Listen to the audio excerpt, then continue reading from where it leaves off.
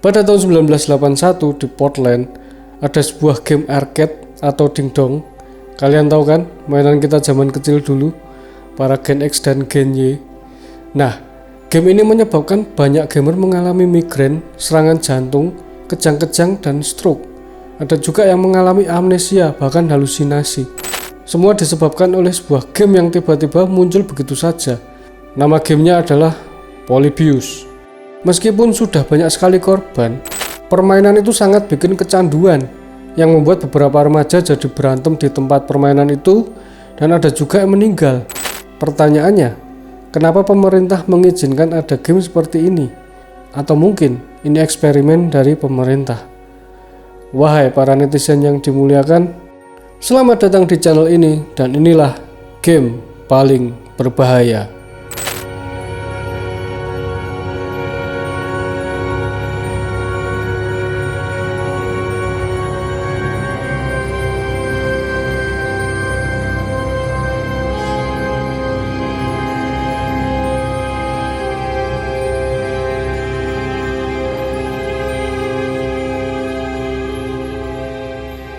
Pada tahun 1981, tempat bermain dingdong di Portland mendapatkan kiriman video game bernama Polybius yang punya gameplay berbeda dari game-game pada umumnya yang pernah ada. Pemain akan melihat pola geometris acak dan bentuk aneh yang menyebabkan player masuk ke dalam keadaan hipnotis karena mengandung gambar-gambar psikodelik, musik soundtrack yang mengganggu, dan pesan bawah sadar atau subliminal message. Dan jika kalian memainkan Polybius, kalian bisa mengalami efek-efek psikologis, contohnya amnesia, kecemasan, teror di malam hari, agresif, insomnia, migrain, mual, vertigo, bahkan serangan jantung dan stroke. Polybius diciptakan oleh developer game bernama Sinneslotion, yang dalam bahasa Jerman diterjemahkan menjadi menghapus indera. Setelah bermain, dua remaja Portland menghilang tanpa jejak. Beberapa mengatakan mereka diculik dan ada yang bilang mereka direkrut. Karena game ini sangat membuat ketagihan, jadi banyak yang ngantri, bahkan sampai berantem karena rebutan buat main game ini. Orang-orang melaporkan kalau mesin Polybius ini mengawasi player yang sedang bermain dan mengumpulkan data tentang mereka. Dan data itu diambil secara berkala oleh Men in Black, intinya orang-orang berjas hitam gitulah. Dengan kedok sebagai teknisi yang sedang memperbaiki mesin, dan menurut cerita, Men in Black ini dapat merubah tata cara permainan untuk mendapatkan respon berbeda dari pemain, yang sering dikaitkan dengan mind control. Game ini hanya dirilis di dua tempat dan hanya dalam waktu singkat, dan menghilang secara tiba-tiba dan gak pernah terlihat lagi. Untuk mendapatkan fakta akurat tentang legenda Polybius, gak semudah itu. Jika kalian ketik Polybius di Google, muncul banyak gambar mesinnya, tapi tidak bisa dipastikan itu gambar hasil editan atau gambar mesin sebenarnya, karena sangat meragukan kalau memang mesin itu benar-benar ada. Fotonya seharusnya nggak semudah itu ditemukan kan. Ada juga gambar layar utama dari game ini dan tahun pembuatannya beserta nama developer gamenya, Sinneslotion, yang apabila diterjemahkan kasar dalam bahasa Jerman artinya jadi menghapus indera. Tapi ini bukan terjemahan yang akurat, jadi mungkin bukan bahasa Jerman asli. Juga tidak ada bukti bahwa ada developer game di Jerman bernama Sinneslotion, dan tidak ada perusahaan dimanapun yang punya nama itu. Font yang digunakan untuk judulnya sebenarnya juga tidak umum digunakan pada zaman itu, karena hardware yang dibutuhkan untuk menampilkan gambar ini cukup memakan banyak tenaga di awal tahun 80-an. Hanya game dari perusahaan besar seperti Nintendo dan Williams yang diketahui memakan banyak tenaga hanya untuk title screen-nya doang. Ada beberapa sumber yang mengatakan Polybius disebutkan di Usenet pada awal tahun 1994. Nah, Usenet itu sebuah forum diskusi yang mirip dengan forum internet kalau zaman sekarang mungkin mirip Reddit atau Kaskus gitu ya, yang diciptakan pada akhir tahun 1970-an. Dan diketahui Google telah mengarsipkan semua pesan-pesan yang ada di Usenet, tapi pencarian tentang Polybius nggak ada sama sekali. Dan bagaimana dengan gameplaynya sendiri? Sumber mengklaim bahwa Polybius itu berbasis vektor mirip dengan Tempest atau Battlezone. Nah, game Battlezone ini digunakan oleh militer sebagai alat pelatihan untuk awak tank, dan versi tentaranya disebut dengan Bradley Trainer. Kemudian bagaimana cerita orang-orang yang sakit karena memainkan game berbasis vektor seperti Polybius? Ternyata ini penyebabnya. Keeps on making you play the game.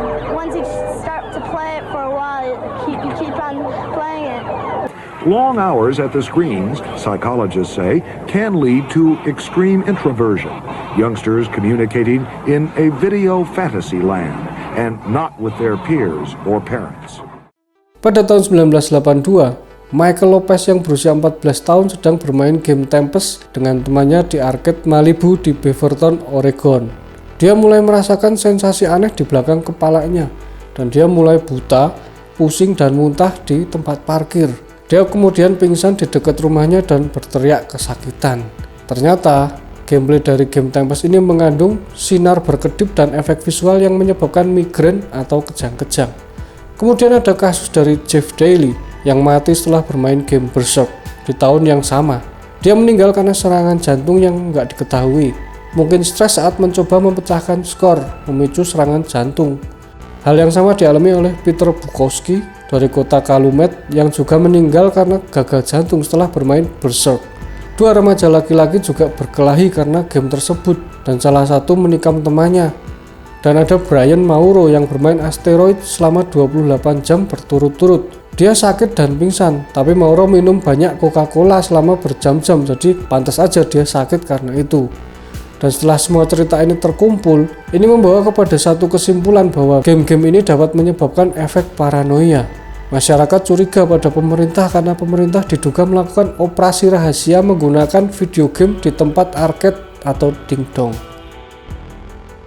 Track record FBI mengindikasikan bahwa mereka memantau tempat bermain arcade di Portland pada saat yang sama saat para pemain mengalami hal-hal aneh tadi di lokasi dingdong yang punya reputasi buruk seputar aktivitas obat-obatan terlarang, perjudian, dan pencopetan.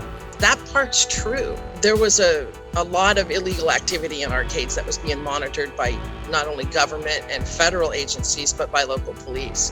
Jadi apa hubungan semua ini dengan legenda Polybius? Dalam satu operasi penyergapan, FBI memasang mikrofon dan kamera di dalam mesin dingdong untuk mengumpulkan bukti-bukti aktivitas kriminal. Salah satu game yang mereka gunakan adalah Tempest buat dipasangin kamera. Dan operasi FBI ini sangat luas karena waktu itu FBI ada di mana-mana di tempat arcade. Dan tampaknya FBI terlalu terang-terangan dalam mengambil barang mereka. Agen-agen Men in Black ini muncul terang-terangan saat mengambil kamera di lokasi, membuka mesin dan ngeluarin kaset video, kemudian pergi. Bahkan koinnya pun nggak ikut diambil. Kalian tahu kan film Stranger Things? Nah, film Stranger Things itu ternyata didasarkan oleh kisah nyata, yaitu tentang proyek rahasia CIA dengan eksperimennya Mind Control. Di awal Perang Dingin, CIA menjalankan program rahasia yang disebut MK Ultra. Tujuannya adalah untuk membuat obat pengontrol pikiran yang dapat dijadikan senjata melawan Uni Soviet. MK Ultra yang beroperasi pada tahun 1953 sampai 1973 diciptakan dan dijalankan oleh seorang ahli kimia bernama Sidney Gottlieb. Beberapa percobaan dijalankan secara diam-diam di berbagai universitas, pusat penelitian, dan penjara-penjara di Amerika.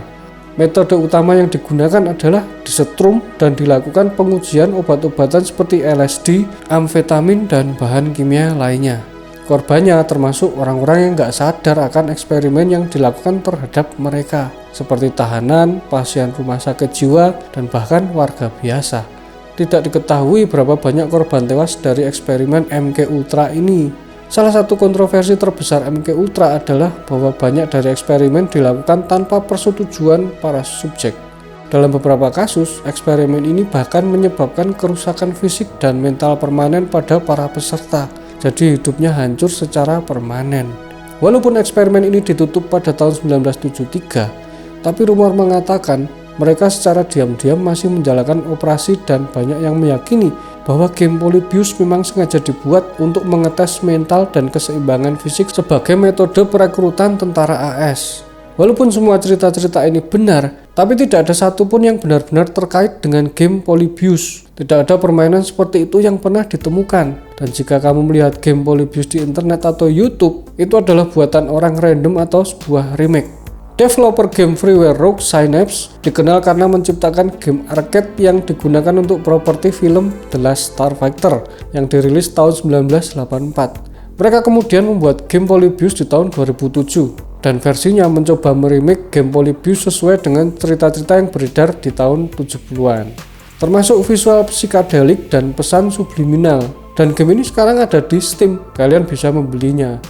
Urban Legend Polybius ini muncul pada bulan Februari tahun 2000 di situs CoinOp, sebuah situs web yang mencakup game arcade, dan entry untuk Polybius mencantumkan game tersebut dirilis pada tahun 1981, tapi tidak memiliki hak cipta. Orang yang diyakini membuat postingan tersebut dan seluruh legenda ini adalah Kurt Kohler, pemilik CoinOp. Kemudian pada September 2003, artikel Polybius muncul dalam majalah GamePro dan mengatakan ceritanya tidak meyakinkan.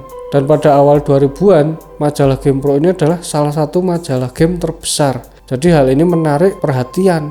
Beberapa bulan kemudian, cerita ini muncul di situs Slashdot yang merupakan situs terkenal di masa itu. Dan sejak itu, Polybius tersebar di seluruh media, menjadi subjek investigasi yang nggak terhitung jumlahnya. Bahkan dimasukkan ke dalam film-film, contohnya Loki dan The Simpsons. Ketika sebuah misteri yang belum terpecahkan mendapatkan atensi sebanyak ini, biasanya akan ada orang-orang yang mengklaim mereka terlibat. Dan salah satu penipu terkenal yang bernama Stephen Roach yang memposting di CoinOp bahwa dia yang membuat game Polybius dan ceritanya sudah diselidiki dan ternyata hoax. Jujur nggak tahu ini cerita beneran atau hoax, karena cerita ini juga termasuk dalam urban legend. Kalaupun memang game Polybius ini cuma hoax, tapi cerita yang lain sepenuhnya benar. Jadi sebenarnya cerita Polybius ini membongkar rahasia yang lebih gelap.